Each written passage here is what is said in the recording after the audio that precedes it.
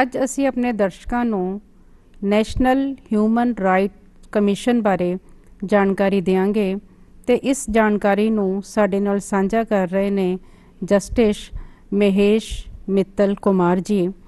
ਮਹੇਸ਼ ਮਿੱਤਲ ਕੁਮਾਰ ਜੀ ਨੇ ਪੰਜਾਬੀ ਯੂਨੀਵਰਸਿਟੀ ਪਟਿਆਲਾ ਤੋਂ 1977 ਵਿੱਚ ਆਪਣੀ ਲਾਅ ਦੀ ਡਿਗਰੀ ਹਾਸਲ ਕੀਤੀ। ਉਸ ਤੋਂ ਬਾਅਦ ਇਹ ਵਿਦੇਸ਼ ਵਿੱਚ ਆਪਣੀ ਉਚੇਰੀ ਸਿੱਖਿਆ ਵਾਸਤੇ ਗਏ ਤੇ ਇਸ ਦੇ ਨਾਲ ਜੇ मैं इन्हां दे जीवन बारे होर डिटेल विच गल करां तो मैनूं लगा कि वो एक लंबे समय की मंग करता है। लेखक भी हैं और जम्मू अते कश्मीर दे विच इन्हां ने चीफ जस्टिस वजों भी अपनी सेवा निभाई है तो 2021 तो यह नैशनल ह्यूमन राइट्स कमीशन दे विच एज अ मैंबर काम कर रहे हैं। सर स्टूडियो च तुहाडा बहुत बहुत स्वागत है। तो 10 दसंबर ਨੂੰ ਜਿਵੇਂ ਅਸੀਂ ਜਾਣਦੇ ਹਾਂ ਕਿ ਹਰ ਸਾਲ ਨੈਸ਼ਨਲ ਹਿਊਮਨ ਰਾਈਟਸ ਡੇ ਜਿਹੜਾ ਹੈ ਉਹ ਮਨਾਇਆ ਜਾਂਦਾ ਹੈ ਤੇ ਅਸੀਂ ਤੁਹਾਡੇ ਕੋਲੋਂ ਸਭ ਤੋਂ ਪਹਿਲਾਂ ਇਹ ਜਾਣਨਾ ਚਾਹਾਂਗੇ ਕਿ ਇਹ ਦਿਨ ਦੀ ਕੀ ਖਾਸੀਅਤ ਹੈ ਔਰ ਅਸੀਂ ਇਸ ਨੂੰ ਕਿਉਂ ਮਨਾਉਂਦੇ ਹਾਂ। ਬਹੁਤ ਬਹੁਤ ਧੰਨਵਾਦ। ਮੈਨੂੰ ਖੁਸ਼ੀ ਹੈ ਕਿ ਅੱਜ ਤੁਹਾਡੇ ਕੋਲ ਆਉਣ ਦਾ ਮੌਕਾ ਮਿਲਿਆ ਤੇ ਦਰਸ਼ਕਾਂ ਨਾਲ ਜੁੜਨ ਦਾ ਮੌਕਾ ਮਿਲਿਆ। 10 ਦਸੰਬਰ ਦਾ ਦਿਹਾੜਾ ਇੱਕ ਇਤਿਹਾਸਕ ਦਿਨ ਹੈ। ਇਸ ਦਿਨ UN ਨੇ ਜਨਰਲ ਅਸੈਂਬਲੀ ਦੇ ਵਿੱਚ ਇੱਕ ਘੋਸ਼ਣਾ ਪੱਤਰ ਅਡਾਪਟ ਕੀਤਾ ਜਿਹਦੇ ਵਿੱਚ ਯੂਨੀਵਰਸਲ ਡੈਕਲੇਰੇਸ਼ਨ ਆਫ ਰਾਈਟਸ ਦੇ ਨਾਲ ਜਾਣਿਆ ਜਾਂਦਾ ਹੈ। ਇਹ ਮਨੁੱਖੀ ਅਧਿਕਾਰਾਂ ਦਾ ਗਲੋਬਲ ਪੱਧਰ ਤੇ ਇੱਕ ਪਹਿਲਾ ਉਪਰਾਲਾ ਸੀ ਔਰ ਇਸ ਤੋਂ ਬਾਅਦ 1950 ਦੇ ਵਿੱਚ ਯੂਨਾਈਟਿਡ ਨੇਸ਼ਨ ਜਨਰਲ ਅਸੈਂਬਲੀ ਨੇ ਸਾਰੇ ਮੁਲਕਾਂ ਨੂੰ ਕਾਲ ਦਿੱਤੀ ਕਿ ਤੁਸੀਂ ਅੱਗੇ ਆਓ, ਇਹ ਹਿਊਮਨ ਰਾਈਟ ਡੈਕਲੇਰੇਸ਼ਨ ਨੂੰ ਅਡਾਪਟ ਕਰੋ ਤਾਂ ਕਿ ਹਰ ਇੱਕ ਮੁਲਕ ਦੇ ਨਾਗਰਿਕ ਕੋਲੇ ਹਿਊਮਨ ਰਾਈਟਸ ਕੀ ਹਨ, ਉਹਨਾਂ ਬਾਰੇ ਕੀ ਕੀਤਾ ਜਾਣਾ ਚਾਹੀਦਾ ਹੈ, ਉਹ ਸਾਰੀਆਂ ਚੀਜ਼ਾਂ ਪਹੁੰਚ ਜਾਣ। ਉਸ ਵਕਤ ਤਾਂ ਸਿਰਫ 48 ਮੁਲਕਾਂ ਨੇ ਇਹਦੇ ਤੇ ਦਸਤਖਤ ਕੀਤੇ ਸੀ ਤੇ ਹੁਣ ਇਹ ਸੰਖਿਆ ਵੱਧ ਕੇ 192 ਹੋ ਚੁੱਕੀ ਹੈ। ਇਸ ਤੋਂ ਤੁਸੀਂ ਅੰਦਾਜ਼ਾ ਲਗਾ ਸਕਦੇ ਹੋ ਕਿ ਮਾਨਵ ਅਧਿਕਾਰਾਂ ਦੀ ਕਿੰਨੀ ਮਹੱਤਤਾ ਹੈ और 10 ਦਸੰਬਰ ਦਾ ਦਿਨ ਇਹ ਜਾਗਰੂਕਤਾ ਪੈਦਾ ਕਰਨ ਦੇ ਲਈ ਹੀ ਮਨਾਇਆ ਜਾਂਦਾ ਹੈ। ਸੋ ਇਸ ਕਰਕੇ 10 ਦਸੰਬਰ ਹਰ ਇੱਕ ਸਾਲ ਐਜ਼ ਏ ਹਿਊਮਨ ਰਾਈਟ ਡੇ ਮਨਾਇਆ ਜਾਂਦਾ ਹੈ। ਸਰ ਵਿਸ਼ਵ ਪੱਧਰ ਤੇ ਤਾਂ ਅਸੀਂ 10 ਦਸੰਬਰ ਨੂੰ ਹਿਊਮਨ ਰਾਈਟਸ ਡੇ ਮਨਾਉਂਦੇ ਹਾਂ ਪਰ ਭਾਰਤ ਵਿੱਚ ਇਹਦਾ ਗਠਨ ਕਦੋਂ ਹੁੰਦਾ ਹੈ? ਭਾਰਤ ਵਿੱਚ ਮੈਡਮ 1993 ਦੇ ਵਿੱਚ ਪਾਰਲੀਮੈਂਟ ਨੇ ਇੱਕ ਐਕਟ ਬਣਾਇਆ ਜਿਹਦਾ ਨਾਮ ਸੀ protection of human rights act 1993 ਤੇ 12 ਅਕਤੂਬਰ 1993 ਨੂੰ ਨੈਸ਼ਨਲ ਹਿਊਮਨ ਰਾਈਟ ਕਮਿਸ਼ਨ ਸਥਾਪਿਤ ਹੋ ਜਾਂਦਾ ਹੈ ਜੀ। ਉਸ ਤੋਂ ਬਾਅਦ ਲਗਾਤਾਰ ਨੈਸ਼ਨਲ ਹਿਊਮਨ ਰਾਈਟ ਕਮਿਸ਼ਨ ਕੰਮ ਕਰਦਾ ਆ ਰਿਹਾ ਹੈ। ਇਹਦਾ ਮੇਨ ਮੰਤਵ ਸੀ ਕਿ ਸਟੇਟਾਂ ਦੇ ਵਿੱਚ ਵੀ ਤੇ ਨੈਸ਼ਨਲ ਪੱਧਰ ਦੇ ਉੱਤੇ ਵੀ ਇੱਕ ਆਯੋਗ ਬਣੇ ਜੀ ਜਿਹੜਾ ਕਿ ਆਮ ਲੋਕਾਂ ਦੀਆਂ ਸ਼ਿਕਾਇਤਾਂ ਨੂੰ ਸੁਣ ਸਕੇ ਤਾਂ ਕਿ ਆਮ ਜਨਤਾ ਜਿਹੜੀ ਪੀੜਤ ਹੈ ਜਿਨ੍ਹਾਂ ਕੋਲ ਕੋਈ ਪੈਸਾ ਨਹੀਂ, ਕੋਈ ਵਕੀਲ ਕਰਨ ਦੇ ਲਈ ਕੋਈ ਉਹਨਾਂ ਦੇ ਕੋਲ ਅਖਰਾਜਾਤ ਕਰਨ ਦੇ ਲਈ ਕੋਈ ਖਰਚ ਕਰਨ ਦੇ ਲਈ ਸਹੂਲੀਅਤ ਨਹੀਂ, ਉਹ ਮੁਫਤੀ ਸੇਵਾ ਅਸੀਂ ਕਮਿਸ਼ਨ ਦੀ ਤਰਫ ਤੋਂ ਦਿੰਦੇ ਹਾਂ। ਤੇ ਸਰ ਇਸ ਬਾਰੇ ਵੀ ਸਾਨੂੰ ਜਾਣਕਾਰੀ ਦਿਓ कि ह्यूमन राइट्स कमीशन किस किस्म दियां जड़ियां आम नागरिक दी समस्यावां नूं लैंदा है और उन्हां दे उत्ते किस तरह दे नाल कार्रवाई करता है? जद किसी भी किस्म दी एक्सेस हुंदी है, पुलिस एक्सेसिस, किते क्राइम होया तो पुलिस FIR नहीं लिखती, किते पुलिस ने झूठा केस बनाता है, पुलिस ने झूठी गिरफ्तारी कर ली है, गिरफ्तारी करन तो बाद टॉर्चर किया जाता है, कस्टोडियल ਕਸਟੋਡੀਅਲ ਡੈਥਸ ਹੁੰਦੀਆਂ, ਫਾਲਸ ਐਨਕਾਊਂਟਰ ਹੁੰਦੀਆਂ, ਉਸ ਕਿਸਮ ਦੀਆਂ ਸ਼ਿਕਾਇਤਾਂ ਸਾਡੇ ਕੋਲੇ ਰੋਜ਼ ਦਿਨ ਆਉਂਦੀਆਂ। ਇੱਥੋਂ ਤੱਕ ਕਿ ਅਸੀਂ ਕਮਿਸ਼ਨ ਵੱਲੋਂ ਇੱਕ ਡਾਇਰੈਕਸ਼ਨ ਜਾਰੀ ਕੀਤੀ ਹੋਈ ਹੈ ਕਿ ਜਦ ਵੀ ਕਦੇ ਕਸਟੋਡੀਅਲ ਡੈਥ ਹੋਏ ਤਾਂ 48 ਆਵਰ ਦੇ ਵਿੱਚ ਸਾਨੂੰ ਕਸਟੋਡੀਅਲ ਡੈਥ ਦੀ ਰਿਪੋਰਟ ਆਏ, ਤਾਂ ਕਿ ਅਸੀਂ ਦੇਖ ਸਕੀਏ ਕਿ ਇਹ ਕਸਟੋਡੀਅਲ ਡੈਥ ਕਿਸ ਕਾਰਨ ਹੋਈ ਹੈ। ਜਿੱਥੇ ਸਾਨੂੰ ਲੱਗਦਾ ਹੈ ਕਿ ਇਹ ਪੁਲਿਸ ਦੀਆਂ ਵਧੀਕੀਆਂ ਕਾਰਨ ਹੋਈ, ਉੱਥੇ ਅਸੀਂ ਕਾਰਵਾਈ ਕਰਦੇ ਹਾਂ, ਮੁਆਵਜ਼ਾ ਵੀ ਦਿਲਾਉਂਦੇ ਹਾਂ ਤੇ ਦੋਸ਼ੀ ਪੁਲਿਸ ਅਫਸਰਾਂ ਦੇ ਖਿਲਾਫ ਵੀ ਐਕਸ਼ਨ ਲਿੱਤਾ ਜਾਂਦਾ ਹੈ। ਜੀ ਸਰ, ਪਿਛਲੇ 27-28 ਸਾਲ ਤੋਂ ਤਕਰੀਬਨ ਅਸੀਂ ਹਰ ਸਾਲ ਹਿਊਮਨ ਰਾਈਟਸ ਡੇ ਜਿਹੜਾ ਹੈ ਉਹ ਮਨਾਉਂਦੇ ਹਾਂ, ਤੇ ਤੁਸੀਂ ਕੀ ਮਹਿਸੂਸ ਕਰਦੇ ਹੋ ਕਿ ਇਸ ਨੂੰ ਸਿਰਫ ਇੱਕ ਰਸਮੀ ਤੌਰ 'ਤੇ ਅਸੀਂ ਇਸ ਦਿਨ ਨੂੰ ਮਨਾਉਂਦੇ ਹਾਂ, ਜਾਂ ਇਹਦੇ ਨਾਲ ਸਾਡੇ ਸਮਾਜ ਦੇ ਵਿੱਚ ਕਿਸੇ ਕਿਸਮ ਦੀ ਕੋਈ ਜਾਗ੍ਰਿਤੀ ਵੀ ਪੈਦਾ ਹੁੰਦੀ ਹੈ? ਮੈਂ ਸਮਝਦਾ ਕਿ ਜਦ ਹਿਊਮਨ ਰਾਈਟ ਡੇ ਸੈਲੀਬ੍ਰੇਟ ਕੀਤਾ ਜਾਂਦਾ ਹੈ ਤਾਂ ਇਹ ਬਹੁਤ ਬੜੇ ਪੱਧਰ 'ਤੇ ਕੀਤਾ ਜਾਂਦਾ ਹੈ ਜੀ। ਹਿਊਮਨ ਰਾਈਟ ਕਮਿਸ਼ਨ ਦੇ ਜਿਹੜੇ ਮੈਂਬਰ ਹੈ, ਚਾਹੇ ਸਟੇਟਾਂ 'ਚ ਹੈ ਚਾਹੇ ਨੈਸ਼ਨਲ ਲੈਵਲ 'ਤੇ ਹੈ, ਸੁਪਰੀਮ ਕੋਰਟ ਦੇ ਜੱਜੀ, chief justice of India, chief justices, ਹੋਰ ਐਮੀਨੈਂਟ ਪਰਸਨੈਲਿਟੀ ਹੀ ਬਣਦੇ ਨੇ, ਤਾਂ ਕਿ ਇਹਨਾਂ ਦੀ ਹਿਊਮਨ ਰਾਈਟਸ ਦੀ ਸੁਰੱਖਿਆ ਜਿਹੜੀ ਉਹਨਾਂ ਦੇ ਹੱਥ ਦੇ ਵਿੱਚ ਰਹੇ, ਉਹਨਾਂ ਦੀ ਦੇਖ ਰੇਖ ਦੇ ਵਿੱਚ ਰਹੇ। ਤੇ ਜਦ 10 ਦਸੰਬਰ ਨੂੰ ਅਸੀਂ ਇਹ ਦਿਹਾੜਾ ਮਨਾਉਂਦੇ ਹਾਂ, ਇਹਦਾ ਮਕਸਦ ਇਹ ਹੈ ਕਿ ਹਰ ਇੱਕ ਕਾਰਨਰ 'ਤੇ ਆਵਾਜ਼ ਪਹੁੰਚੇ ਕਿ ਅਸੀਂ ਈਮਨ ਰਾਈਟ ਪ੍ਰੋਟੈਕਟ ਕਰਨ ਦੇ ਲਈ ਬੈਠੇ ਹਾਂ। ਕਿਸੇ ਨੂੰ ਕਿਸੇ ਕਿਸਮ ਦੀ ਸ਼ਿਕਾਇਤ ਹੈ, ਉਹ ਅੱਗੇ ਆਏ, ਆ ਕੇ ਸਾਨੂੰ ਚਿੱਠੀ ਦੁਆਰਾ, ਈਮੇਲ ਦੁਆਰਾ, ਕਿਸੇ ਵੀ ਢੰਗ ਦੇ ਨਾਲ ਬਿਨਾਂ ਕਿਸੇ ਫੀਸ ਤੋਂ ਸਾਨੂੰ ਦੱਸੇ ਤਾਂ ਅਸੀਂ ਉਹਦੇ 'ਤੇ ਕਾਰਵਾਈ ਕਰਾਂਗੇ। ਸਰ, ਹਿਊਮਨ ਰਾਈਟਸ ਕਮਿਸ਼ਨ ਜਿਹੜਾ ਹੈ, ਇਹਦੀ ਕਾਰਜ ਕਰਨ ਦੀ ਜਿਹੜੀ ਟੈਕਨੀਕ ਹੈ, ਅਸੀਂ ਉਹਦੇ ਬਾਰੇ ਤੁਹਾਡੇ ਕੋਲ ਜ਼ਰੂਰ ਜਾਣਨਾ ਚਾਹਾਂਗੇ। ਤੇ ਇਸ ਦੇ ਨਾਲ ਸਾਨੂੰ ਤੁਸੀਂ ਇਹ ਵੀ ਦੱਸੋ ਕਿ ਜਦੋਂ ਅਸੀਂ ਆਪਣੀ ਕਾਰਵਾਈ ਦੇ ਦੌਰਾਨ, ਤਹਿਕੀਕਾਤ ਦੇ ਦੌਰਾਨ ਕਿਸੇ ਨੂੰ ਦੋਸ਼ੀ ਪਾਉਂਦੇ ਹਾਂ, ਤਾਂ ਕੀ ਹਿਊਮਨ ਰਾਈਟਸ ਕਮਿਸ਼ਨ ਉਹਨੂੰ ਕੋਈ ਸਜ਼ਾ ਵੀ ਦੇ ਸਕਦਾ ਹੈ ਜਾਂ ਦਿੰਦਾ ਹੈ? ਹਿਊਮਨ ਰਾਈਟ ਕਮਿਸ਼ਨ ਕਾਨੂੰਨ ਤੌਰ ਦੇ ਉੱਤੇ ਇੱਕ ਸਿਫਾਰਿਸ਼ ਕਰਨ ਦਾ ਕੰਮ ਕਰਦਾ ਹੈ।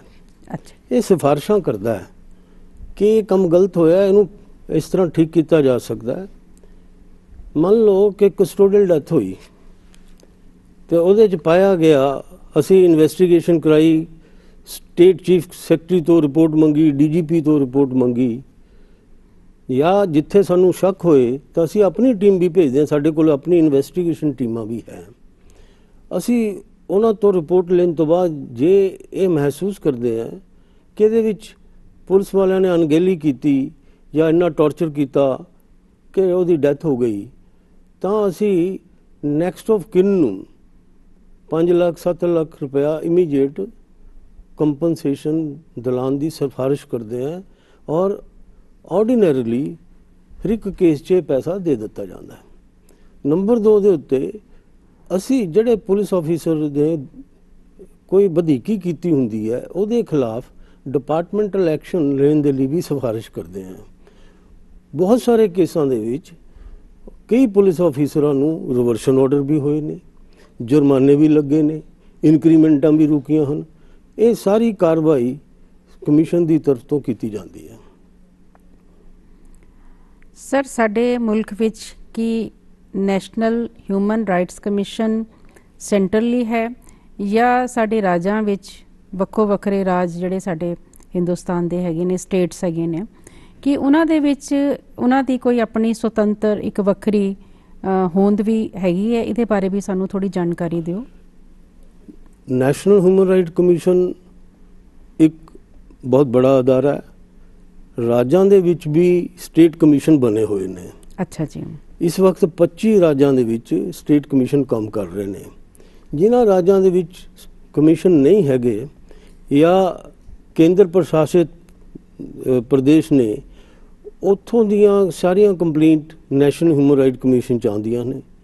ਬਾਕੀ ਪ੍ਰਾਂਤਾਂ ਦੇ ਵਿੱਚੋਂ ਵੀ ਆ ਸਕਦੀਆਂ ਹਨ, ਕਿਉਂਕਿ ਕਈ ਵਾਰੀ ਨਾਗਰਿਕ ਨੂੰ ਜ਼ਿਆਦਾ ਭਰੋਸਾ ਨੈਸ਼ਨਲ ਹਿਊਮਨ ਰਾਈਟ ਕਮਿਸ਼ਨ ਤੇ ਹੈ ਤੇ ਅਸੀਂ ਫਿਰ ਉਹ ਕੰਪਲੇਂਟ ਵੀ ਐਂਟਰਟੇਨ ਕਰ ਸਕਦੇ ਹਾਂ। ਮਗਰ ਜਿਨ੍ਹਾਂ ਕੰਪਲੇਂਟਸ ਦਾ ਪ੍ਰਾਂਤਾਂ ਦੇ ਵਿੱਚ ਸਟੇਟ ਹਿਊਮਨ ਰਾਈਟ ਕਮਿਸ਼ਨ ਨੇ ਸੰਗਿਆਨ ਲਿੱਤਾ ਹੋਇਆ ਹੈ, ਅਸੀਂ ਫਿਰ ਉਹਦੇ ਵਿੱਚ ਜ਼ਿਆਦਾ ਇੰਟਰਫੇਅਰ ਨਹੀਂ ਕਰਦੇ ਜੀ। ਤਾਂ ਫਿਰ ਉਹ ਸੋਚਦੇ ਹਾਂ ਕਿ ਉਹ ਖੁਦ ਹੀ ਉਹਨੂੰ ਕਰਨ ਦੇ ਵਿੱਚ ਸਮਰਥ ਹਨ ਤੇ ਇਸ ਕਰਕੇ ਰਾਜ ਹਿਊਮਨ ਰਾਈਟ ਯਾਨੀ ਕਮਿਸ਼ਨ ਕਿ ਜਿਹੜੇ ਸਟੇਟ ਲੈਵਲ ਦੇ ਹਿਊਮਨ ਰਾਈਟਸ ਕਮਿਸ਼ਨ ਨੇ ਉਹ ਇੰਡੀਪੈਂਡੈਂਟਲੀ ਆਪਣਾ ਕੰਮ ਕਰਦੇ ਇੰਡੀਪੈਂਡੈਂਟ ਆਪਣਾ ਕੰਮ ਕਰਦੇ ਹਨ।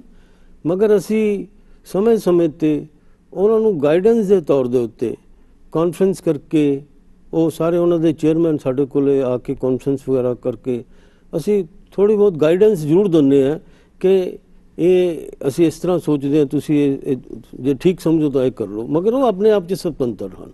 ਜੀ। ਅਸੀਂ ਆਪਣੇ ਦਰਸ਼ਕਾਂ ਨੂੰ ਇਹ ਵੀ ਦੱਸਣਾ ਚਾਹਾਂਗੇ ਕਿ ਜਿਹੜਾ ਹਿਊਮਨ ਰਾਈਟਸ ਕਮਿਸ਼ਨ ਹੈ ਇਹ ਘੱਟ ਸਿੱਖਿਅਤ ਲੋਕ, ਘੱਟ ਜਾਗਰੂਕ ਲੋਕ ਜਾਂ ਘੱਟ ਗਿਣਤੀ ਜਿਨ੍ਹਾਂ ਨੂੰ ਅਸੀਂ ਮਾਈਨੋਰਟੀਜ਼ ਕਹਿੰਦੇ ਹਾਂ, ਜਾਂ ਸਾਡੇ ਜਿਹੜੇ ਅਵਿਕਸਿਤ ਇਲਾਕੇ ਨੇ ਉਹਨਾਂ ਤੱਕ ਇਹਨਾਂ ਦੀ ਪਹੁੰਚ ਕਿਵੇਂ ਬਣਦੀ ਹੈ, ਜਾਂ ਹਿਊਮਨ ਰਾਈਟ ਕਮਿਸ਼ਨ ਉਹਨਾਂ ਤੱਕ ਆਪਣਾ ਸੰਪਰਕ ਕਿਵੇਂ ਜਿਹੜਾ ਸਥਾਪਿਤ ਕਰਦਾ ਹੈ? ਇਹ ਬਹੁਤ ਅੱਛਾ ਸਵਾਲ ਕੀਤਾ ਤੁਸੀਂ। ਅਸੀਂ ਟਰਾਈਬਲ ਏਰੀਆਜ਼ ਦੇ ਵਿੱਚ, ਅਸੀਂ ਪਹਾੜੀ ਇਲਾਕਿਆਂ ਦੇ ਵਿੱਚ ਵੇਰੀਅਸ NGO ਦੇ ਥਰੂ ਹੋਰ ਉਪਰਾਲੇ ਕਰਕੇ, ਜਿਵੇਂ ਕਿ ਅਸੀਂ ਟਾਈਮ ਟੂ ਟਾਈਮ ਐਡਵਾਈਜ਼ਰੀਜ਼ ਇਸ਼ੂ ਕਰਦੇ ਹਾਂ, ਰੀਜਨਲ ਲੈਂਗੁਏਜਸ ਦੇ ਵਿੱਚ ਕਰਦੇ ਹਾਂ ਤੇ ਵੋਲੰਟੀਅਰਸ ਨੂੰ ਭੇਜ ਕੇ ਅਸੀਂ ਕੋਸ਼ਿਸ਼ ਕਰਦੇ ਹਾਂ ਕਿ ਆਮ ਬੰਦਿਆਂ ਕੋਲੇ ਉਹ ਚੀਜ਼ ਪਹੁੰਚੇ। ਇਸ ਵਕਤ ਅਸੀਂ ਨੈਕਸਟ ਵੀਕ ਹੀ ਕੈਂਪ ਕੋਟ ਕਰਨ ਜਾ ਰਹੇ ਹਾਂ। ਪੂਰੇ ਦਾ ਪੂਰਾ ਕਮਿਸ਼ਨ ਮੇਘਾਲਿਆ ਤੇ ਗੁਹਾਟੀ ਦੇ ਵਿੱਚ ਇੱਕ ਹਫ਼ਤੇ ਲਈ ਬੈਠੇਗਾ। 5 ਦਿਨ ਅਸੀਂ ਉਸ ਏਰੀਆ ਵਿੱਚ ਹੋਵਾਂਗੇ, 13 ਦਸੰਬਰ ਤੋਂ ਲੈ ਕੇ 18 ਦਸੰਬਰ ਤੱਕ। ਤੇ ਕੁਛ ਦਿਨ ਅਸੀਂ ਮੇਘਾਲਿਆ ਹੋਵਾਂਗੇ, ਕੁਛ ਦਿਨ ਅਸੀਂ ਗੁਹਾਟੀ ਹੋਵਾਂਗੇ। ਇਹ ਉਸ ਦੇ ਸਿਲਸਿਲੇ ਦੀ ਇੱਕ ਕੜੀ ਹੈ ਜਿਹਦੇ ਨਾਲ ਅਸੀਂ ਕੋਸ਼ਿਸ਼ ਕਰਦੇ ਹਾਂ ਕਿ ਟਰਾਈਬਲ ਏਰੀਆ ਦੇ ਵਿੱਚ ਪਹੁੰਚਿਆ ਜਾਏ, ਤਾਂ ਘੱਟ ਪੜ੍ਹੇ ਲਿਖੇ ਲੋਕਾਂ ਦੇ ਵਿੱਚ ਪਹੁੰਚਿਆ ਜਾਏ ਤਾਂ ਕਿ ਉਹਨਾਂ 'ਚ ਜਾਗਰੂਕਤਾ ਵੀ ਆਏ ਤੇ ਉਹਨਾਂ ਦੇ ਕੇਸਾਂ ਦਾ ਨਿਪਟਾਰਾ ਉੱਥੇ ਸੁਣ ਕੇ ਉੱਥੇ ਹੀ ਕੀਤਾ ਜਾਏ, ਤਾਂ ਕਿ ਲੋਕਲ ਐਡਮਿਨਿਸਟ੍ਰੇਸ਼ਨ ਵੀ ਉੱਥੇ ਮੌਜੂਦ ਰਹਿੰਦੀ ਹੈ। ਉਹਨਾਂ ਨੂੰ ਵੀ ਅਹਿਸਾਸ ਹੁੰਦਾ ਹੈ ਕਿ ਦਿੱਲੀ ਬੈਠੇ ਹੀ ਕੰਮ ਨਹੀਂ ਹੁੰਦੇ, ਇਹ ਲੋਕ ਸਾਨੂੰ ਸਾਹਮਣੇ ਆਮਣੇ ਆ ਕੇ ਵੀ ਗੱਲ ਕਰ ਸਕਦੇ ਨੇ। ਉਹਦੇ ਨਾਲ ਇੱਕ ਕੌਨਫੀਡੈਂਸ ਬਿਲਡਿੰਗ ਹੁੰਦੀ ਹੈ। ਉਹਦੇ ਨਾਲ ਇੱਕ ਜਿਹੜੇ ਐਕਸੈਸ ਕਰਨ ਵਾਲੇ ਲੋਕ ਹੈ, ਐਕਸੈਸਿਸ ਕਰਨ ਵਾਲੇ ਲੋਕ ਆ, ਉਹਨਾਂ 'ਤੇ ਚੈੱਕ ਐਂਡ ਬੈਲੈਂਸ ਹੁੰਦਾ ਹੈ। ਉਹ ਸਾਰੀਆਂ ਚੀਜ਼ਾਂ ਨੂੰ ਮੁੱਖ ਰੱਖਦੇ ਹੋਏ ਇਹ ਕਰੋਨਾ ਪੀਰੀਅਡ ਤੋਂ ਬਾਅਦ ਅਸੀਂ ਇਹ ਦੁਬਾਰਾ ਰਿਵਾਈਵ ਕੀਤਾ ਹੈ। ਬਹੁਤ ਅੱਛਾ ਉਪਰਾਲਾ ਹੈ ਸਰ ਕਿ ਇੱਕ ਆਮ ਨਾਗਰਿਕ ਤੱਕ ਜਿਹੜਾ ਇਸ ਤੋਂ ਜਾਣੂ ਨਹੀਂ ਹੈ ਉਹਦੇ ਤੱਕ ਉਹਨੂੰ ਪਹੁੰਚਣਾ ਤੇ ਉਸ ਦੇ ਸਮੱਸਿਆ ਦਾ ਨਿਦਾਨ ਕਰਨਾ। ਜੀ ਜੀ ਸਰ, ਮੈਂ ਇੱਕ ਹੋਰ ਜਾਣਕਾਰੀ ਤੁਹਾਡੇ ਕੋਲੋਂ ਚਾਹਾਂਗੀ ਕਿ ਮੰਨ ਲਓ ਕੋਈ ਜਿਹੜਾ ਮੁਕੱਦਮਾ ਹੈ ਸਬ ਜੂਡੀਅਸ ਹੈ, ਨਿਆਂ ਅਧੀਨ ਜਿਹੜਾ ਉਹ ਚੱਲ ਰਿਹਾ ਹੈ, ਤੇ ਕੀ ਅਜਿਹੇ ਵੇਲੇ ਉਸ ਦੇ ਨਾਲ ਸੰਬੰਧਿਤ ਜੇ ਕੋਈ ਹਿਊਮਨ ਰਾਈਟ ਕਮਿਸ਼ਨ ਵਿੱਚ ਜਾ ਕੇ ਆਪਣੀ ਫਰਿਆਦ ਕਰੇ ਤਾਂ ਕੀ ਇਹ ਸੰਭਵ ਹੈ? ਜਿਹੜੇ ਮਾਮਲੇ ਅਦਾਲਤਾਂ ਦੇ ਵਿੱਚ ਹਨ, ਅਸੀਂ ਆਮ ਤੌਰ ਤੇ ਉਹ ਮਾਮਲਿਆਂ 'ਚ ਦਖਲਅੰਦਾਜ਼ੀ ਨਹੀਂ ਕਰਦੇ, ਕਿਉਂਕਿ ਨਾਗਰਿਕ ਨੇ ਜਦ ਇੱਕ ਰੈਮਡੀ ਅਵੇਲ ਕਰ ਲਿੱਤੀ ਹੈ ਤਾਂ ਅਸੀਂ ਮਲਟੀਪਲ ਰੈਮਡੀ ਅਵੋਇਡ ਕਰਦੇ ਹਾਂ। ਇਹ ਵੈਸੇ ਰੂਲ ਰੈਗੂਲੇਸ਼ਨ ਪਰਮਿਸ਼ਨ ਵੀ ਨਹੀਂ ਦਿੰਦੇ। ਹਾਂ, ਇੱਕੋ ਹੀ ਇੱਕ ਐਕਸੈਪਸ਼ਨ ਹੈ, ਜੇ ਅਦਾਲਤ ਹੀ ਸਾਨੂੰ ਕਹਿ ਦੇ ਜਾਂ ਅਦਾਲਤ ਇਜਾਜ਼ਤ ਦੇ ਦੇ। ਜਿਵੇਂ ਦੇਖਿਆ ਹੋਏਗਾ ਤੁਸੀਂ ਕਿ ਕੈਲਕੱਤਾ ਦੇ ਵਿੱਚ ਕੈਲਕੱਤਾ ਹਾਈ ਕੋਰਟ ਨੇ ਸਾਨੂੰ ਡਾਇਰੈਕਸ਼ਨ ਦਿੱਤੀ ਕਿ ਹਿਊਮਨ ਰਾਈਟ ਕਮਿਸ਼ਨ ਦੀ ਟੀਮ ਆ ਕੇ ਜਿਹੜੀਆਂ ਵੀ ਉਰੇ ਵਧੀਕੀਆਂ ਹੋਈਆਂ ਉਹਨਾਂ ਦੀ ਇਨਕੁਆਇਰੀ ਕਰੇ ਤੇ ਜਾਂਚ ਕਰਕੇ ਸਾਨੂੰ ਰਿਪੋਰਟ ਦੇ। ਅੱਛਾ ਜੀ। ਉਹ ਮਾਮਲਾ ਹੁਣ ਅਦਾਲਤ ਦੇ ਕੋਲ ਸੀ, ਪਰ ਐਸਾ ਕੋਈ ਰੂਲ ਨਹੀਂ ਕਿ ਜੇ ਅਦਾਲਤ ਵੀ ਕਹੇ ਫਿਰ ਵੀ ਅਸੀਂ ਨਹੀਂ ਕਰਾਂਗੇ ਜੀ। ਤਾਂ ਅਦਾਲਤ ਦੇ ਕਹਿਣ ਦੇ ਉੱਤੇ ਜਾਂ ਅਦਾਲਤ ਦੀ ਇਜਾਜ਼ਤ ਦੇ ਨਾਲ ਅਸੀਂ ਕੋਈ ਵੀ ਕੰਪਲੇਂਟ ਟੇਕਅਪ ਕਰ ਸਕਦੇ ਹਾਂ। ਅੱਛਾ ਜੀ। ਸਰ, ਜੇ ਹਿਊਮਨ ਰਾਈਟ ਕਮਿਸ਼ਨ ਜਿਹੜਾ ਹੈ कोई पीड़ित ਜਿਹੜਾ कि आर्थिक पक्षों लोड़वंद है कि ਉਹਦੀ कोई आर्थिक तौर ਤੇ मदद ਕਰਨ ਵਿੱਚ भी कार्यशील है? जी हाँ, बहुत सारिया स्कीमां सरकार दियां बनिया हुई हैं, चाहे वो बैकवर्ड क्लासिस के लिए, बैकवर्ड एरियाज़ के लिए, ट्राइबल एरियाज़ के लिए। जद उन्होंने स्कीमां का फायदा लोगों के कोल नहीं पहुँचता तो कोई ऐसी कंप्लेंट साढ़े कोल आती है तो असी सिफारिश करते हैं कि इस स्कीम के नीचे ये पैसा देना बनता है। तो सरकार साड़ी गल नूं मंनदे हुए ज़्यादातर केसां दे विच वो पैसा उन्होंने दे दिंदी है स्कीमां दे नीचे। जिहड़ियां स्कीमां सरकार ने, क्योंकि आम आदमी नूं कईयां नूं ये भी नहीं पता कि ये भी स्कीम है वो भी स्कीम है, तो असी फिर वो चाहे ट्राइबल एरियाज़ दे हैं, चाहे बैकवर्ड क्लासिस के लोगों की है, चाहे इकनोमिकली नीडी लोग हैं, चिल्ड्रन हैं, वुमेन हैं जिन्होंने डिजर्टेड वुमेन है या डाइवोर्स वुमेन है, उन्होंने लिए बड़े स्कीम्स बनिया हुई हैं। असी वो स्कीमां दे फायदे उन्होंने को पहुँचाने की कोशिश करते हैं, फिर उस तरह असी इकनोमिकली भी उन्होंने बेनीफिट देंगे। तो आर्थिक मदद के नाल की कमीशन कोई कानूनी मदद लई भी जड़ा है नागरिकां ले ली? हाँ, ये बड़ा अच्छा सवाल किया तुसीं। मैं समझदा हाँ कि जी असी कोई इंडिपेंडेंट साढ़े कोल इस तरह की एजेंसी तो नहीं कि असी कानूनी सहायता दे सकीए, मगर लीगल सर्विसिज अथॉरिटी के नीचे हर एक जगह स्टेट दे विच लीगल सर्विसिज अथॉरिटीज़ काम करदियां। असी उन्होंने रिक्वेस्ट कर देने हैं और वो लीगल सर्विसिज अथॉरिटी वाले एक काबल वकील की मदद जरूर दे देंगे ने। तो इस तरह असी कानूनी सहायता भी करते हैं। ਇਹਦਾ मतलब ये होया कि ह्यूमन राइट्स कमीशन के राही आम नागरिक तक बहुत सारिया सहूलतां जड़ियां ने वो मुहैया हुंदियां ने और एक समाज विच रहन वाला आम व्यक्ति जड़ा है जिहदी कि आर्थिक संकट भी है, उहदे लई भी ह्यूमन राइट्स कमीशन जड़ा है वो काम करता है। जी सर, तुसीं हुणे फीमेल दे बारे, वुमेन दे बारे, औरत बारे गल कर रहे सी। मैं ज़रूर जानना चाहांगी कि साडे मुल्क विच जिस किस्म दी औरत दे नाल ट्रेजिस हुंदियां ने या जिस किस्म दे ओह ये कह लो कि उत्पीड़न का शिकार हुंदी है, कि ह्यूमन राइट्स कमीशन उहदे वास्ते की कुछ जड़ा औरत जे किसी समस्या विच हुंदी है तो उहदे लई ओह किवें कारज करता है? सब तो पहला तो मैं ये गल दसनी जरूरी समझदा है डॉक्टर जसपाल जी कि 1993 के एक्ट दे विच पहला किसी वुमेन मैंबर की प्रोविजन नहीं सी, मगर वुमेन मैंबर की प्रोविजन बनाई गई तो इस वक्त साडे नाल एक वुमेन मैंबर पब्लिक लाइफ चों आके काम कर रहे हैं और बड़े अच्छे लेवल पे काम करते हैं। जिथे तक वुमेन का ताल्लुक है, समाज दे विच अज भी बहुत लोड़ है कि क्योंकि 50% पॉपूलेशन का हिस्सा ने, दूसरे मात्र शक्ति होने के नाते बच्चों के उत्ते कितना असर पैना है, इस गल की महत्वता नूं सामने रखते हुए असी वुमेन लिटरेसी, वुमेन अपलिफ्टमेंट दे बहुत सारे प्रोग्राम करते हैं। और मैडम ज्योतिका कालरा साडे वुमेन मैंबर ने, उन्होंने बहुत सारिया चीज़ां ऐसिया कीतियां जिहदे नाल कि जिमें कि परिवारिक डोमेस्टिक वायलेंस के केसिस दे विच असी कंपनसेशन दिलाने हैं। अच्छा जी। डोमेस्टिक वायलेंस दे विच भी असी स्पैशली रिपोर्टां मंगा के जिथे कोई मेल तंग करता है बच्चों नूं ते फीमेल नूं, वाइफ नूं, उन्हां लई कोशिश करते हैं कि उन्हां दा जीवन वधिया चले, पर जिथे कंपनसेशन देने की लोड़ आती है तो असी वो दिलाते हैं। जी सर, एक गल मैं होर जानना चाहांगी कि जिहड़ा कमीशन है ये टाइम टू टाइम समय समय ते कोई अजिहे उपराले भी करता है जिहदे विच आम समाज विच रहन वाले आम व्यक्ति दे अंदर ਇਹ ਜਾਗਰੂਕਤਾ ਚੇਤਨਾ ਪੈਦਾ ਕੀਤੀ ਜਾਵੇ ਕਿ ਇੱਕ ਅਜਿਹਾ ਆਯੋਗ ਉਹਨਾਂ ਦੇ ਹੱਕਾਂ ਦੀ ਰਾਖੀ ਵਾਸਤੇ ਬਣਿਆ ਹੈ ਔਰ ਆਮ ਅਸੀਂ ਦੇਖਦੇ ਹਾਂ ਸਮਾਜ ਵਿੱਚ ਰਹਿਣ ਵਾਲਾ ਜਿਹੜਾ ਵਿਅਕਤੀ ਹੈ ਉਹਦੇ ਕੋਲ ਇਹਦੀ ਜਾਣਕਾਰੀ ਨਹੀਂ ਹੁੰਦੀ। ਤਾਂ ਉਹਦੇ ਵਿੱਚ ਵਾਸਤੇ ਤੁਸੀਂ ਕਿਹੋ ਜਿਹੇ ਪ੍ਰੋਗਰਾਮ ਜਿਹੜੇ ਹੈ ਆਰਗੇਨਾਈਜ਼ ਕਰਦੇ ਹੋ ਤਾਂ ਕਿ ਆਮ ਵਿਅਕਤੀ ਤੱਕ ਇਸ ਦੀ ਜਾਣਕਾਰੀ ਪਹੁੰਚ ਸਕੇ? ਮੈਡਮ, ਜਿਸ ਤਰ੍ਹਾਂ ਮੈਂ ਪਹਿਲਾਂ ਕਿਹਾ ਕਿ ਅਸੀਂ ਸੈਮੀਨਾਰ ਕਰਦੇ ਹਾਂ, ਕਰੋਨਾ ਦੌਰਾਨ ਵੀ ਅਸੀਂ ਵੈਬੀਨਾਰ ਬੜੇ ਕੀਤੇ ਔਰ ਅਸੀਂ work from home the culture ਨਹੀਂ ਛੱਡਿਆ, ਅਸੀਂ ਵੈਬੀਨਾਰ ਕਰਦੇ ਹੀ ਰਹੇ ਹਾਂ।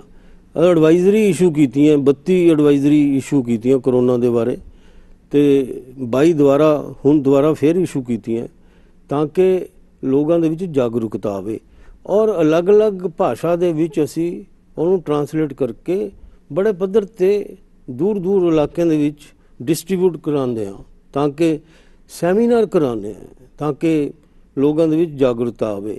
NGO ਨੂੰ ਇਨਕਰੇਜ ਕਰਦੇ ਹਾਂ, ਵੂਮਨ ਆਰਗੇਨਾਈਜੇਸ਼ਨ ਨੂੰ ਇਨਕਰੇਜ ਕਰਦੇ ਹਾਂ ਤੇ ਹੋਰ ਕੰਪੀਟੀਸ਼ਨ, ਡਿਬੇਟ ਕੰਪੀਟੀਸ਼ਨ, ਜਿਸ ਤਰ੍ਹਾਂ ਕਿ ਹੁਣ ਪਿੱਛੇ ਜੇ ਅਸੀਂ ਅਸਾਮ ਰਾਈਫਲ ਦਾ ਇੱਕ ਡਿਬੇਟ ਕੰਪੀਟੀਸ਼ਨ ਕਰਵਾਇਆ ਤੇ ਉਹਦੇ ਵਿੱਚ ਵਿਸ਼ਾ ਇਹ ਸੀ ਕਿ ਹਿਊਮਨ ਰਾਈਟ ਦਾ ਕਮਿਸ਼ਨ ਦਾ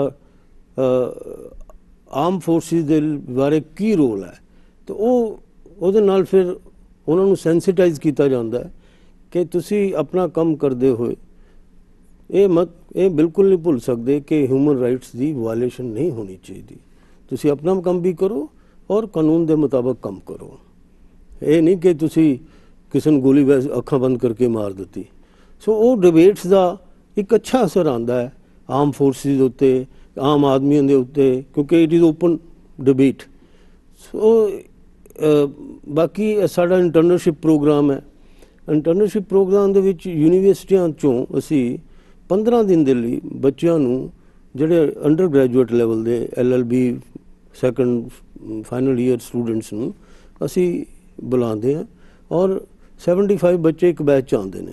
15 ਦਿਨ ਦਾ ਪ੍ਰੋਗਰਾਮ ਕਰਦੇ ਹਾਂ। After A gap of 2 weeks again ਅਸੀਂ ਇਹ 15 ਉਹ ਬੱਚੇ ਯੂਨੀਵਰਸਿਟੀ ਵਿੱਚ ਜਾ ਕੇ ਹਿਊਮਨ ਰਾਈਟਸ ਦੇ ਬਾਰੇ ਫਿਰ ਮੈਸੇਜ ਸਪਰੈਡ ਕਰਦੇ ਨੇ ਤੇ ਅੱਗੇ ਨੂੰ ਆਉਣ ਵਾਲੇ ਪਨੀਰੀ ਦੇ ਵਿੱਚ ਵੀ ਇੱਕ ਅੱਛਾ ਮੈਸੇਜ ਲੈ ਕੇ ਉਹ ਯੂਨੀਵਰਸਿਟੀ ਤੋਂ ਜਾਣਗੇ ਤਾਂ ਅੱਗੇ ਉਹ ਫੈਲੇਗਾ। ਜੀ ਸਰ, ਕੀ ਆਯੋਗ ਜਿਹੜਾ ਹੈ ਉਹ ਕਿਸੇ ਕੇਸ ਦੇ ਵਿੱਚ ਜੇ ਕੋਈ ਦੋਸ਼ੀ ਪਾਇਆ ਜਾਂਦਾ ਹੈ ਤੇ ਉਸ ਨੂੰ ਸਜ਼ਾ ਵੀ ਦੇ ਸਕਦਾ ਹੈ ਜਾਂ ਉਹਦੀ ਸਜ਼ਾ ਲਈ ਕੋਈ ਸਿਫਾਰਿਸ਼ ਕਰ ਸਕਦਾ ਹੈ? ਹਾਂ, ਬਿਲਕੁਲ ਕਰ ਸਕਦਾ ਜੀ। ਜਿਸ ਤਰ੍ਹਾਂ ਮੈਂ ਪਹਿਲਾਂ ਕਿਹਾ ਕਿ ਜਦ ਇਨਵੈਸਟੀਗੇਸ਼ਨ ਤੋਂ ਬਾਅਦ ਰਿਪੋਰਟ ਸਾਡੇ ਸਾਹਮਣੇ ਆਉਂਦੀ ਹੈ, ਕੋਈ ਵੀ ਕਿਸੇ ਕਿਸਮ ਦੀ ਜ਼ਿਆਦਤੀ ਹੋਈ ਹੈ, ਪੁਲਿਸ ਅਫਸਰ ਨੇ ਕੀਤੀ ਹੈ ਜਾਂ ਟਾਰਚਰ ਕੀਤਾ ਹੈ, ਡੈਥ ਹੋ ਗਈ ਹੈ ਜਾਂ ਇੰਨਾ ਕਿ ਇੰਜਰੀ ਜ਼ਿਆਦਾ ਹੋ ਗਈ ਹੈ ਕਿਸੇ ਨੂੰ ਕਿ ਉਹ ਡਿਸੇਬਲ ਹੋ ਗਿਆ, ਤਾਂ ਫਿਰ ਅਸੀਂ ਉਹਨੂੰ ਕੰਪਨਸੇਸ਼ਨ ਦਿੰਦੇ ਹਾਂ। ਇੱਕ ਤਾਂ ਕਮਿਸ਼ਨ ਦੀ ਤਰਫ ਤੋਂ ਕੰਪਨਸੇਸ਼ਨ ਹੁੰਦੀ ਹੈ, ਇੱਕ ਕਾਨੂੰਨ ਤੌਰ ਦੇ ਉੱਤੇ ਵੈਸੇ ਮੁਕੱਦਮੇ ਦੇ ਵਿੱਚ ਅਦਾਲਤਾਂ ਕੰਪਨਸੇਸ਼ਨ ਦਿੰਦੀਆਂ, ਮਗਰ ਕਮਿਸ਼ਨ ਦੀ ਕੰਪਨਸੇਸ਼ਨ ਅਲੱਗ ਤੌਰ ਤੇ ਹੈ ਜਿਹੜੀ ਕਿ 5 ਲੱਖ 7 ਲੱਖ ਰੁਪਏ ਇਮੀਡੀਏਟ ਦਿੱਤੀ ਜਾਂਦੀ ਹੈ। ਤੇ ਦੂਸਰੇ ਅਸੀਂ ਡਿਪਾਰਟਮੈਂਟ ਦੇ ਨੂੰ ਅਸੀਂ ਸਿਫਾਰਿਸ਼ ਕਰਦੇ ਹਾਂ ਕਿ ਇਸ ਅਫਸਰ ਬਾਰੇ ਪ੍ਰਸ਼ਾਸਨਿਕ ਕਾਰਵਾਈ ਕੀਤੀ ਜਾਵੇ। ਤਾਂ ਉਸ ਦੇ ਵਿੱਚ ਜਿਵੇਂ ਮੈਂ ਪਹਿਲਾਂ ਕਿਹਾ ਡਿਸਪਲਿਨਰੀ ਐਕਸ਼ਨ ਹੁੰਦਾ। ਕਈ ਵਾਰੀ ਆਫਿਸਰ ਨੂੰ ਜੇ ਉਹ ਮੰਨ ਲਓ ਇੰਸਪੈਕਟਰ ਦੀ ਪੋਸਟ 'ਤੇ ਕੰਮ ਕਰ ਰਿਹਾ, ਉਹਨੂੰ ਸਬ ਇੰਸਪੈਕਟਰ ਬਣਾ ਦਿੱਤਾ ਜਾਂਦਾ ਹੈ, ਰਿਵਰਸ਼ਨ ਕਰ ਦਿੱਤੀ ਜਾਂਦੀ ਹੈ। ਸਬ ਇੰਸਪੈਕਟਰ ਨੂੰ ਅਸਿਸਟੈਂਟ ਸਬ ਇੰਸਪੈਕਟਰ ਰਿਵਰਟ ਕੀਤਾ ਗਿਆ। ਇਸ ਤਰ੍ਹਾਂ ਦੇ ਬਹੁਤ ਸਾਰੇ ਕੇਸ ਸਾਡੇ ਸਾਹਮਣੇ ਹਨ। ਜਾਂ ਇਨਕਰੀਮੈਂਟਾਂ ਰੋਕ ਦਿੱਤੀਆਂ ਗਈਆਂ, ਜੇ ਉਹਨਾਂ ਦੀਆਂ 2 ਸਾਲ ਦੀਆਂ ਇਨਕਰੀਮੈਂਟਾਂ ਵੀ ਇਹ ਬੰਦ ਰਹਿਣਗੀਆਂ, ਇਹਨੂੰ ਇਨਕਰੀਮੈਂਟ ਨਹੀਂ ਮਿਲੇਗੀ, ਤਾਂ ਇਹ ਅੱਗੇ ਪ੍ਰਮੋਸ਼ਨ ਦੇ ਲਈ ਵੀ ਇੱਕ ਵਾਅਦਾ ਬਣਦੀਆਂ ਤਾਂ ਕਿ ਬਾਕੀ ਅਫਸਰਾਂ ਨੂੰ ਵੀ ਇਸ ਗੱਲ ਦਾ ਅਹਿਸਾਸ ਰਹੇ ਕਿ ਜ਼ਿਆਦਤੀ ਕਰਨ ਦੇ ਨਤੀਜੇ ਕੋਈ ਅੱਛਾ ਨਹੀਂ ਨਿਕਲਦੇ, ਤਾਂ ਤੁਸੀਂ ਆਪਣਾ ਧਿਆਨ ਨਾਲ ਕੰਮ ਕਰੋ। ਜੀ ਸਰ, ਕੀ ਕਮਿਸ਼ਨ ਜਿਹੜਾ ਹੈ ਉਹ ਕਿਸੇ ਸਮੱਸਿਆ ਦੇ ਲਈ ਕੋਈ ਪਹਿਲ ਕਦਮੀ ਵੀ ਕਰਦਾ ਹੈ? ਹਾਂਜੀ, ਬਹੁਤ ਅੱਛਾ ਸਵਾਲ ਹੈ। ਅਸੀਂ ਬਹੁਤ ਸਾਰੇ ਮਾਮਲਿਆਂ ਦੇ ਵਿੱਚ ਜਦ ਦੇਖਦੇ ਹਾਂ ਕਿ ਇਹ ਬਹੁਤ ਜ਼ਿਆਦਾ ਵਧੀਕੀ ਹੋਈ ਹੈ ਤਾਂ ਉਹਦੇ ਵਿੱਚ ਅਸੀਂ ਖੁਦ ਬ ਖੁਦ ਨੋਟਿਸ ਜਾਰੀ ਕਰਦੇ ਹਾਂ ਪਿੱਛੇ ਜੇ ਤੁਸੀਂ ਅਖਬਾਰਾਂ 'ਚ ਪੜ੍ਹਿਆ ਹੋਣਾ ਹੈ, ਆਂਧਰਾ ਪ੍ਰਦੇਸ਼ ਦੇ ਵਿੱਚ ਇੱਕ ਲੜਕੀ 6 ਸਾਲ ਦੀ ਲੜਕੀ ਦਾ ਰੇਪ ਹੋ ਗਿਆ। ਰੇਪਿਸਟ ਨੇ ਉਹਨੂੰ ਮਾਰ ਕੇ ਆਪਣੇ ਘਰੇ ਉਹਦੀ ਲਾਸ਼ ਰੱਖੀ ਤੇ ਜਦ ਪਤਾ ਚੱਲਿਆ ਤੇ ਉਹ ਭੱਜ ਗਿਆ। ਉਦੋਂ ਉੱਪਰ ਜਿਹੜੀ ਗੱਲ ਹੋਈ, ਇੱਕ ਮੰਤਰੀ ਜੀ ਉੱਚੀ ਇਹ ਗੱਲ ਕਹਿਣ ਲੱਗੇ ਕਿ ਅਸੀਂ ਇਹ ਰੇਪਿਸਟ ਨੂੰ ਪਕੜ ਕੇ ਫਾਲਸ ਐਨਕਾਊਂਟਰ 'ਚ ਮਰਵਾਵਾਂਗੇ। ਤਾਂ ਕਮਿਸ਼ਨ ਨੇ ਉਹਦਾ ਸੰਗਿਆਨ ਲੱਤਾ ਵੀ ਇਹ ਗੱਲ ਤਾਂ ਹੋ ਨਹੀਂ ਸਕਦੀ ਵੀ ਵਾਟ ਇਜ਼ ਦਿਸ, ਇਹ ਤਾਂ ਬਿਲਕੁਲ ਗਲਤ ਕੰਮ ਹੋ ਰਿਹਾ ਹੈ, ਕਾਨੂੰਨ ਦੇ ਖਿਲਾਫ ਹੈ ਜੀ। ਉਹ ਰਿਪੋਰਟ ਆਈ, ਉਹ 'ਤੇ ਕਾਰਵਾਈ ਚੱਲ ਰਹੀ ਹੈ। ਕੱਲ੍ਹ ਪਰਸੋਂ ਦੀ ਉਹ ਗੱਲ ਹੈ ਜਦ ਨਾਗਾਲੈਂਡ ਦੇ ਵਿੱਚ ਕਾਫੀ ਇਨਕਾਊਂਟਰ ਹੋਇਆ ਹੈ ਜੀ, ਤਾਂ ਉਹਦੇ 'ਚ ਵੀ ਕਮਿਸ਼ਨ ਨੇ ਨਾਲ ਦੀ ਨਾਲ ਨੋਟਿਸ ਜਾਰੀ ਕੀਤਾ। ਸਰ, ਅੰਤਰਰਾਸ਼ਟਰੀ ਪੱਧਰ ਤੇ ਜਿਹੜਾ ਸਾਡਾ ਨੈਸ਼ਨਲ ਹਿਊਮਨ ਰਾਈਟਸ ਕਮਿਸ਼ਨ ਹੈ, ਉਹਦਾ ਕੀ ਰੋਲ ਹੁੰਦਾ ਹੈ? ਅੰਤਰਰਾਸ਼ਟਰੀ ਪੱਧਰ ਤੇ ਜੀ ਅਸੀਂ ਵੇਰੀਅਸ ਕਮੇਟੀਜ਼ ਬਣੀਆਂ ਹੋਈਆਂ ਜੀ, ਯੂਨਾਈਟਿਡ ਨੇਸ਼ਨਸ ਦੀਆਂ। ਅਸੀਂ ਯੂਨਾਈਟਿਡ ਨੇਸ਼ਨ ਦੇ ਵਿੱਚ ਅਸੀਂ ਆਪਣੇ ਬਤੌਰ ਬੁਲਾਰੇ ਅਸੀਂ ਨੈਸ਼ਨਲ ਹਿਊਮਨ ਰਾਈਟ ਕਮਿਸ਼ਨ ਨੂੰ ਬਤੌਰ ਭਾਰਤ ਦੀ ਕੀ ਪੋਜੀਸ਼ਨ ਹੈ ਇਹਨਾਂ ਮਾਮਲਿਆਂ ਦੇ ਵਿੱਚ, ਉਹ ਅਸੀਂ ਆਪਣਾ ਪੱਖ ਰੱਖਦੇ ਹਾਂ। ਉਹ ਟਾਈਮ ਟੂ ਟਾਈਮ, ਹੁਣ ਪਿੱਛੇ ਜਿਹੇ ਜਿਵੇਂ ਕਿ ਪਾਣੀ ਦੀ ਸਮੱਸਿਆ ਦੇ ਉੱਤੇ ਇੱਕ ਪ੍ਰੋਗਰਾਮ ਹੋਇਆ ਯੂਨਾਈਟਿਡ ਨੇਸ਼ਨ ਸਪੈਸ਼ਲ ਏਜੰਸੀ ਦੀ ਤਰਫ ਤੋਂ ਜਨੇਵਾ ਦੇ ਵਿੱਚ, ਤੇ ਕਿਉਂਕਿ ਜਾਣ ਦੇ ਉੱਤੇ ਰੁਕਾਵਟ ਸੀ, ਇਸ ਕਰਕੇ ਅਸੀਂ ਵੈਬੀਨਾਰ ਦੇ ਨਾਲ ਹੀ ਐਡਰੈਸ ਕੀਤਾ ਜੀ। ਤੇ ਸਾਡਾ ਉੱਥੇ ਜਿਹੜਾ ਪੁਆਇੰਟ ਆਫ ਵਿਊ ਹੈ ਅਸੀਂ ਰੱਖਦੇ ਹਾਂ ਹਰ ਇੱਕ ਜਦ ਵੀ ਮੌਕਾ ਮਿਲਦਾ ਹੈ। ਪਹਿਲਾਂ ਤਾਂ ਜਾਣ ਦਾ ਵੀ ਮੌਕਾ ਮਿਲਦਾ ਰਹਿੰਦਾ ਸੀ, ਪਰ ਹੁਣ ਕਿਉਂਕਿ ਕੋਵਿਡ ਕਰਕੇ ਜਦ ਥੋੜ੍ਹੀਆਂ ਰਿਸਟ੍ਰਿਕਸ਼ਨ ਹੈ, ਇਸ ਕਰਕੇ ਆਉਣਾ ਜਾਣਾ ਨਹੀਂ ਹੈ। ਪਰ ਫਿਰ ਵੀ ਜਿਸ ਦਿਨ ਵੀ ਇਹ ਰਿਸਟ੍ਰਿਕਸ਼ਨ ਖੁੱਲ੍ਹ ਗਈਆਂ ਤਾਂ ਆਉਣਾ ਜਾਣਾ ਵੀ ਰਹੇਗਾ। ਤੇ ਅਸੀਂ ਆਪਣਾ ਜਾ ਕੇ ਭਾਰਤ ਦਾ ਪੱਖ ਉਹਨਾਂ ਦੇ ਸਾਹਮਣੇ ਰੱਖਦੇ ਹਾਂ ਕਿ ਅਸੀਂ ਇਹ ਕੰਮ ਕੀਤਾ, ਇਹ ਕੰਮ ਅੱਗੇ ਚੱਲ ਰਿਹਾ ਤੇ ਅੱਗੇ ਗਾਈਡੈਂਸ ਕੀ ਹੈ ਉਹ ਵੀ ਲੈਂਦੇ ਹਾਂ। ਸਰ, ਚਲਦਿਆਂ ਇੱਕ ਆਖਰੀ ਸਵਾਲ ਕਿ ਤੁਸੀਂ ਸਾਡੇ ਦਰਸ਼ਕਾਂ ਨੂੰ ਕੋਈ ਹੋਰ ਵਿਸ਼ੇਸ਼ ਤੌਰ ਤੇ ਕੁਝ ਉਚੇਚਾ ਕਹਿਣਾ ਚਾਹੋ, ਕੋਈ ਹੋਰ ਇਨਫੋਰਮੇਸ਼ਨ ਸਾਂਝੀ ਕਰਨਾ ਚਾਹੋ, ਜਾਂ ਆਪਣਾ ਕੋਈ ਵੈਬਸਾਈਟ ਦਾ ਜਾਂ ਕੋਈ ਸੰਪਰਕ ਸੂਤਰ ਜਿਹੜਾ ਹੈ ਉਹ ਸਾਡੇ ਦਰਸ਼ਕਾਂ ਨੂੰ ਦੱਸਣਾ ਚਾਹੋ? ਮੈਂ ਜਾਂਦੇ ਇੱਕ ਗੱਲ ਕਹਾਂਗਾ ਕਿ ਇਹ ਕਮਿਸ਼ਨ 1993 ਦੇ ਵਿੱਚ ਬਣਿਆ ਤੇ 1993 ਤੋਂ ਲੈ ਕੇ ਹੁਣ ਤੱਕ ਅਸੀਂ ਤਕਰੀਬਨ 25 ਲੱਖ ਕੇਸਾਂ ਦਾ ਨਿਪਟਾਰਾ ਕੀਤਾ ਹੈ। 25 ਲੱਖ ਤੋਂ ਉੱਪਰ ਹੀ ਹੈ ਔਰ 207 ਕਰੋੜ ਰੁਪਇਆ ਅਸੀਂ ਬਤੌਰ ਮੁਆਵਜ਼ਾ ਸਰਕਾਰਾਂ ਨੂੰ ਕਹਿ ਕੇ ਡਿਸਟ੍ਰੀਬਿਊਟ ਕਰਵਾਇਆ।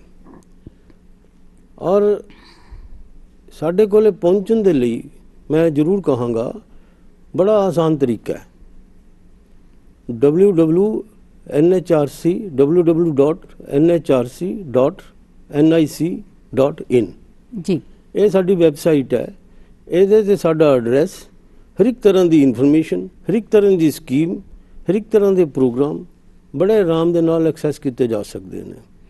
ਤੇ ਆਮ ਆਦਮੀ ਬਿਨਾਂ ਕਿਸੇ ਫੀਸ ਤੋਂ ਇੱਕ ਚਿੱਠੀ ਪਾ ਕੇ ਆਪਣੀ ਸ਼ਿਕਾਇਤ ਸਾਡੇ ਕੋਲ ਦਰਜ ਕਰਾ ਸਕਦਾ ਹੈ ਔਰ ਉਹਦਾ ਅਸੀਂ ਜਲਦੀ ਤੋਂ ਜਲਦੀ ਨਿਪਟਾਰਾ ਕਰਦੇ ਹਾਂ। ਪਿੱਛੇ ਜੇ ਇੱਕ 90 ਸਾਲ ਦੇ ਬਜ਼ੁਰਗ ਨੇ ਲੁਧਿਆਣੇ ਤੋਂ ਚਿੱਠੀ ਭੇਜੀ ਕਿ ਉਹਦੇ ਪੁੱਤਰਾਂ ਨੇ ਉਹਨੂੰ ਬਾਹਰ ਕੱਢ ਦਿੱਤਾ ਘਰੋਂ, ਤੇ ਅਸੀਂ ਉੱਤੇ ਸੰਗਿਆਨ ਲਿੱਤਾ ਤੇ ਉੱਥੇ ਕਾਰਵਾਈ ਹੋ ਗਈ, ਉਹਨੂੰ ਰਿਲੀਫ ਮਿਲ ਗਿਆ। ਇਸ ਤਰ੍ਹਾਂ ਦੀਆਂ ਚੀਜ਼ਾਂ, ਸਿਰਫ ਇੱਕ ਚਿੱਠੀ ਆਈ ਸੀ ਸਾਡੇ ਕੋਲ ਸਪੀਡ ਪੋਸਟ ਦੇ ਨਾਲ, ਅਸੀਂ ਉਹਦੇ 'ਤੇ ਕਾਰਵਾਈ ਕੀਤੀ। ਤੇ ਡੇਲੀ ਤੌਰ ਦੇ ਉੱਤੇ ਸਾਡੇ ਕੋਲ ਕੋਈ 400-500 ਦੇ ਕਰੀਬ ਕੰਪਲੇਂਟਸ ਆਉਂਦੀਆਂ ਔਰ ਨਿਪਟਾਰਾ ਅਸੀਂ ਜਲਦੀ ਤੋਂ ਜਲਦੀ ਕਰਦੇ ਹਾਂ ਔਰ ਇਹ ਸਿਲਸਿਲਾ ਜਾਰੀ ਹੈ, ਹੋਰ ਵੀ ਅੱਗੇ ਵਧੇਗਾ। ਬਹੁਤ ਮਿਹਰਬਾਨੀ ਸਰ, ਤੁਹਾਡਾ ਸਟੂਡੀਓ ਵਿੱਚ ਆਉਣ ਲਈ ਬਹੁਤ ਧੰਨਵਾਦ। ਔਰ ਤੁਸੀਂ ਬੜੀ ਤਫਸੀਲ ਦੇ ਨਾਲ ਅੱਜ ਸਾਨੂੰ ਜਿਹੜਾ ਹੈ ਨੈਸ਼ਨਲ ਰਾਈਟਸ ਕਮਿਸ਼ਨ ਬਾਰੇ ਜਿਹੜਾ ਉਹ ਦੱਸਿਆ ਹੈ, ਹਿਊਮਨ ਰਾਈਟਸ ਕਮਿਸ਼ਨ ਬਾਰੇ ਦੱਸਿਆ ਹੈ। ਤੇ ਮੈਂ ਸਟੂਡੀਓ 'ਚ ਆਉਣ ਵਾਸਤੇ ਤੁਹਾਡਾ ਇੱਕ ਵਾਰ ਫਿਰ ਧੰਨਵਾਦ ਕਰਦੀ ਹਾਂ। ਔਰ ਮੈਨੂੰ ਲੱਗਦਾ ਹੈ ਕਿ ਸਾਡੇ ਦਰਸ਼ਕਾਂ ਨੂੰ ਅੱਜ ਬਹੁਤ ਮਹੱਤਵਪੂਰਨ ਜਾਣਕਾਰੀ ਜਸਟਿਸ ਜਿਹੜਾ ਹੈ MM ਕੁਮਾਰ ਵੱਲੋਂ ਮਿਲੀ ਹੈ। ਔਰ ਮੈਨੂੰ ਲੱਗਦਾ ਹੈ ਕਿ ਆਉਣ ਵਾਲੇ ਸਮੇਂ ਵਿੱਚ ਇਹ ਕਮਿਸ਼ਨ ਹੋਰ ਵੀ ਜ਼ਿਆਦਾ ਜਿਹੜਾ ਹੈ ਪੱਧਰ 'ਤੇ ਵੱਡੇ ਪੈਮਾਨੇ 'ਤੇ ਕੰਮ ਕਰੇਗਾ। ਔਰ ਇਹ ਸਭ ਤੋਂ ਵਧੀਆ ਗੱਲ ਹੈ ਕਿ ਇੱਕ ਆਮ ਜਿਹੜਾ ਵਿਅਕਤੀ ਹੈ ਜੋ ਕਮਿਸ਼ਨ ਨੂੰ ਅਪਰੋਚ ਕਰਦਾ ਹੈ ਤੇ ਉਸ ਦੀ ਸਮੱਸਿਆ ਦਾ ਨਿਦਾਨ ਕਮਿਸ਼ਨ ਛੇਤੀ ਤੋਂ ਛੇਤੀ ਕਰਨ ਦਾ ਉਪਰਾਲਾ ਕਰਦਾ ਹੈ। ਧੰਨਵਾਦ ਸਰ। ਬਹੁਤ ਬਹੁਤ ਧੰਨਵਾਦ। ਮੈਂ ਦਰਸ਼ਕਾਂ ਦਾ ਵੀ ਬਹੁਤ ਧੰਨਵਾਦ ਕਰਦਾ ਜਿਨ੍ਹਾਂ ਨੇ ਮੈਨੂੰ ਇੰਨਾ ਟਾਈਮ ਦੇ ਕੇ ਸੁਣਿਆ। ਧੰਨਵਾਦ ਬਹੁਤ ਬਹੁਤ ਮੈਡਮ।